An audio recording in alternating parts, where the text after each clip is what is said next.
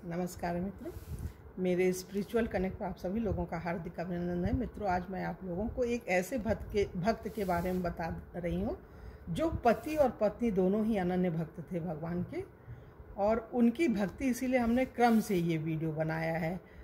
श्री भक्तमाल की कथा में तो थोड़ा गैप करके बना है, लिखा हुआ है, लेकिन हमने इनका पढ़ा तो हमको लगा कि एक साथ एक क्रम में होना चाहिए, तो इसलिए मित्रों श्री मधुकर शाह जी के बारे में बता रही हूँ और ध्यान से सुनिए और भी लोगों को शेयर कीजिए। मित्रों, ये तो इतना अच्छा भक्ति का वीडियो होता है कि सहज ही मन होता है लोगों तक भेजने का। तो इसमें आप लोग एक काम कर सकते हैं, भक्ति के वीडियो को ज़्यादा से ज़्यादा लोगों को शेयर कीजिए और प्रोत्साहित कीजिए सुनने के लिए, सुनाने के लिए। इससे आप लोग पुण्य प्राप्त कर सकते हैं। मित्रों, भगवान की भक्ति का प्रचार प्रसार करेंगे ना तो आपको सुख और शांति मिलेगी, वो भगवान देंगे, कोई व्यक्ति नहीं देगा। तो चलिए हम लोग शुरू करते हैं श्री मधुकर शाह जी के बारे में। श्री ओरछा नरेश महाराज श्री मधुकर शाह जी बड़े ही शूरवीर तथा धर्मनिष्ठ राजा हुए।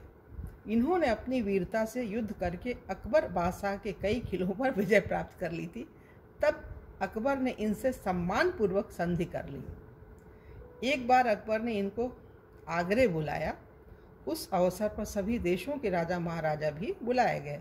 उस समय दरबार में कई क्षत्रिय महाराजा जो वैष्णव थे तिलक लगाकर जाते थे। श्री मधुकर शाह जी तो परम वैष्णव थे, ये तो 12 तिलक लगाकर दरबार में आते थे। एक दिन अकबर ने कहा, कल से हमारे दरबार में कोई तिलक लगा कर ना आए, क्योंकि तिलक हमें अच्छा नहीं लगता है। अगर कल कोई तिलक लगा कर आएगा तो उसके मस्तक को गर्म लोहे से दाग दिया जाएगा। बादशाह के आदेश पर दूसरे दिन कोई भी राजा दरबार में तिलक लगाकर नहीं आया, परंतु श्री मधुकर शाह जी उस दिन रोज की अपेक्षा और भी बड़ा एवं अधिक चमकीला तिलक लगाकर दरबार में उपस्थित हुए। बादशाह ने देखा कि आज सभी राजा लोग बिना तिलक लगाए ही आए हैं, केवल एक मधुकर शाह जी ही तिलक लगा कर आए हैं। आज्ञा भंग हुई देखकर अकबर को क्रोध आ गया। उसने कड़क कर कहा, मधुकर शाह, आप मुझे नहीं जानते हैं कि मैं कौन हूँ? मैंने आप सभी को कल आज्ञा दी थी कि कोई तिलक लगाकर मत आना, फिर आप तिलक लगाकर क्यों आए? तुमने मेरा हुक्म तोड़ा, इसलिए तुम बागी हो।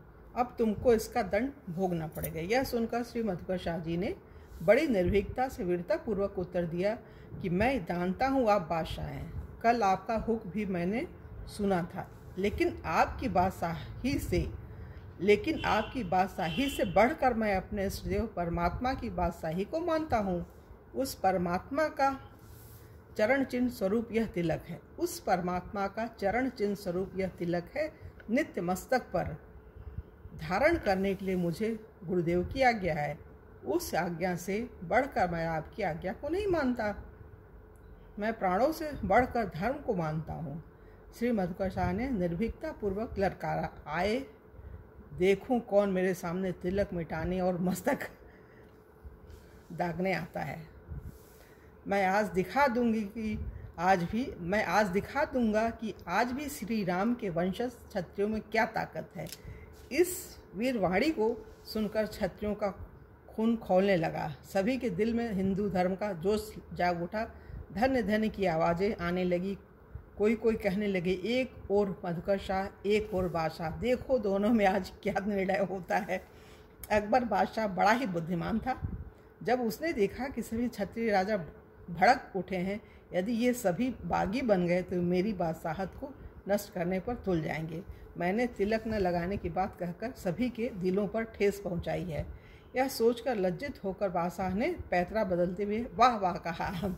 इस प्रकार अकबर के दरबार में महाराजा मधुकर शाह की जय ध्वनि से आकाश गूंज उठा। दूसरे दिन से सभी राजा तिलक लगाकर दरबार में आने लगे।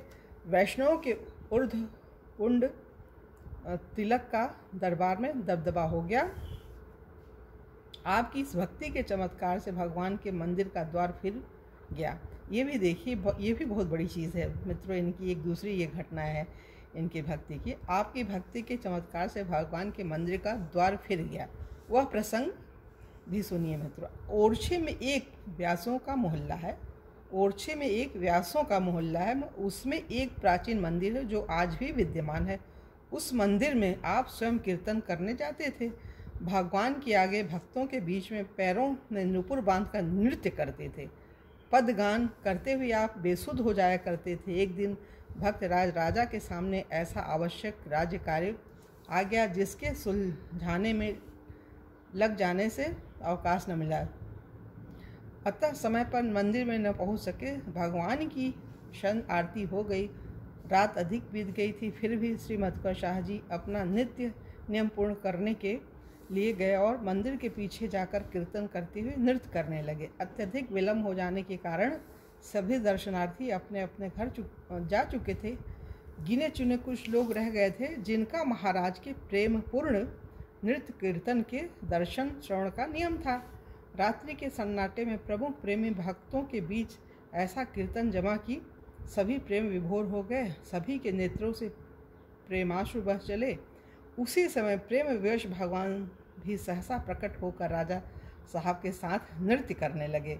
उस आनंद का वर्णन कौन कर सकता है। देवताओं ने स्वर्ण पुष्प तथा दिव्य सुगंधित पुष्प बरसाए एवं अपने वाद्य बजाए।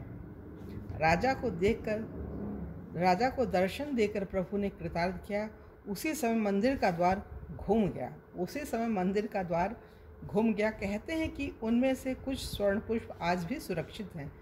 जब नया राजा गद्दी पर बैठता है तब उन फूलों के दर्शन कराए जाते हैं। श्री मधुकर शाह जी की संत वेश निष्ठा का वर्णन करते हुए श्री भक्तमाल जी के टीकाकार श्री प्रियादास जी एक प्रसंग का वर्णन करते हैं।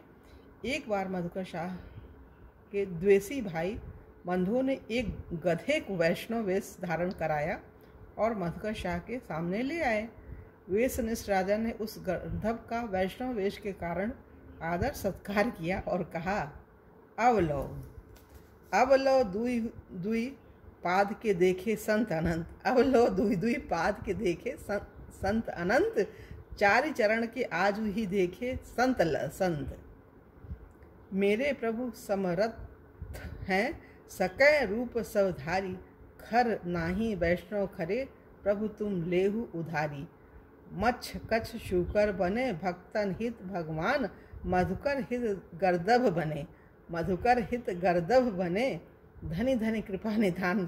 तो ये मधुकर शाह जी जो हैं कितने अद्भुत लेखक, कवि और राजा भक्त, सब अनन्य भक्ति थी उनके भगवान के प्रति उनकी। तो उनको विशेष ज्ञान तो मिलेगा ही हर चीज़ का। श्री मधुकर शाह जी गर्दभ को वैष्णव रूप धारण किए हुए देखकर बड़े खुश और बोले, अहो श्री युगल किशोर जी की हमारे ऊपर बड़ी कृपा है जो कि मेरे राज्य में गधे भी वैष्णव बनकर कंठी माला और तिलक धारण करने लगे हैं। अब तो निश्चय ही कोई मनुष्य बिना कंठी माला तिलक के नहीं रह सकता। अब यदि कोई कंठी तिलक विहीन देखने में आए तो उसे गधे से भी निकृष्ट समझना चाहिए। राजा की इस वेश निष्ठा को देख सुनकर इनके विरोधी भी वैष्णव बन गए और इनके गुरुदेव श्री हरि राम व्यास जी ने यह पद गाया। भगत बिन किन अपमान सहयो। कहा न असाधुन किन्हो। रहे बल धर्म रहो। अधम राज पद माते लय शिविका जड़ भरत नाह्यो। तो मित्र यहाँ पे इनका ये पूरा हो रहा है। ये और भी लंबा है तो काफ़ी, तो हम सोचते हैं कि ज़्यादा इसको ना पढ़ करके यहीं पे अपनी वीडियो को विराम दें और कल की वीडियो में आप लोगों से पुनः किसी और भक्त के बारे में बात करेंगे मित्रों। तब तक के लिए जय हिंद, जय भारत। ओम शांति, ओम शांति, ओम शांति।